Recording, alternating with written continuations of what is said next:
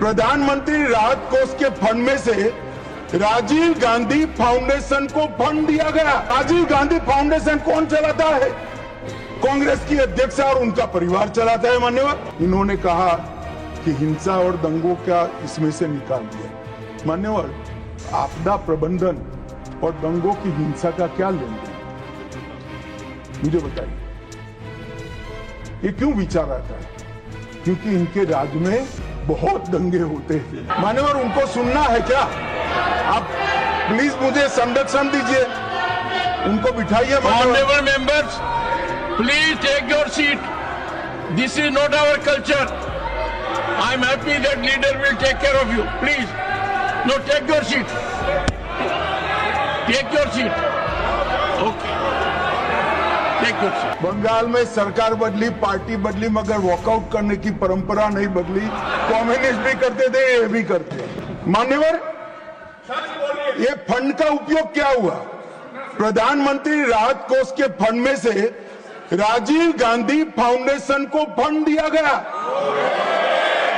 अबे राजीव गांधी फाउंडेशन कौन चलाता है? कांग्रेस की अध्यक्ष और उनका परिवार चलाता है। मान्यवर, तत्कालीन कांग्रेस की अध्यक्ष। मान्यवर, फंड का ट्रांसपेरेंट उपयोग है। हमने क्या किया? कोरोना महामारी, आपदा राहत, ऑक्सीजन प्लांट, वेंटिलेटर, गरीबों को सहायता और टीकाकरण के लिए इसका खर्च करने का काम भारतीय जनता पार्टी के प्रधानमंत्री। मान्यवर, जवाबदेही, कोई स्पष्ट पारदर्शिता नहीं थी। फंड के उपयोग के लिए कोई कमिटी नहीं थी। यहां पर प्रधानमंत्री जी के प्रधान सचिव, जो ब्यूरोक्रेट होते हैं, उनकी अध्यक्षता में 5 सचिवों का कमिटी बनाया गया है। वो रेकमेंड करता है, फिर वो ट्रस्टियों के सामने आता है और तब जाकर खर्च होता है। कोई सिस्टम नहीं था, अपने घर से ऑर्डर कर देते थे।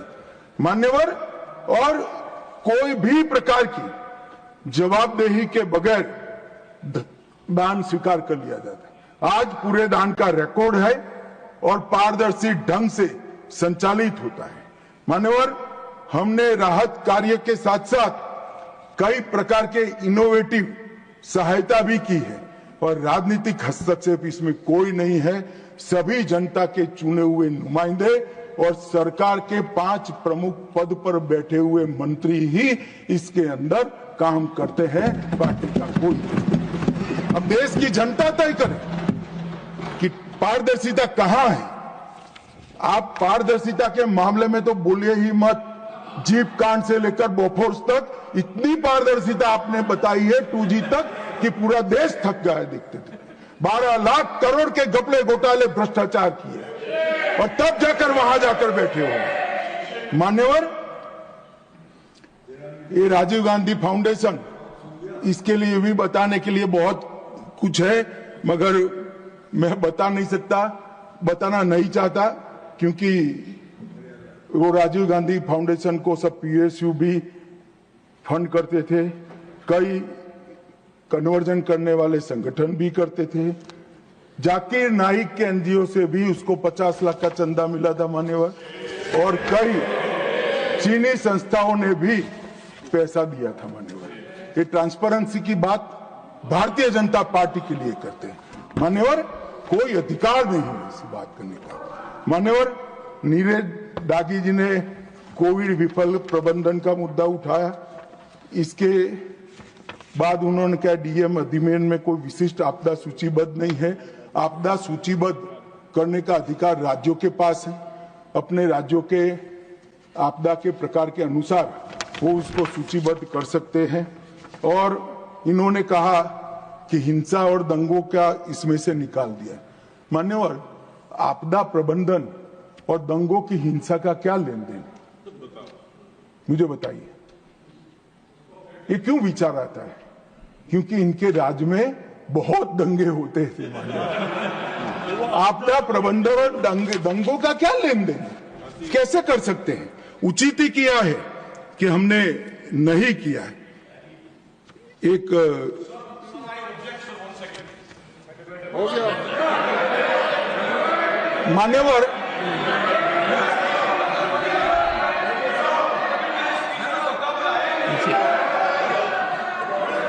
मान्यवर ऋतुव्रता बैनर्जी एआईटीसी के, उन्होंने कहा कि हमें फंड कम दिया गया है। यूपीए सरकार जिसमें ममता जी थी, इससे 367% ज्यादा फंड भारतीय जनता पार्टी की सरकार ने। मान्यवर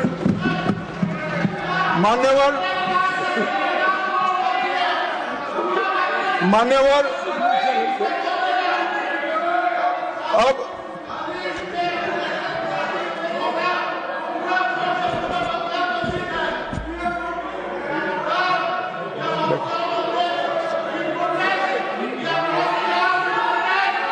मान्यवर उनको सुनना है क्या?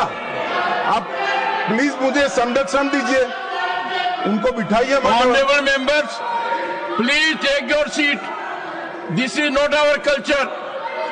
I am happy that leader will take care of you. Please, no, take your seat. Take your seat. Okay. Take your seat. I do not appreciate disturbance in the house.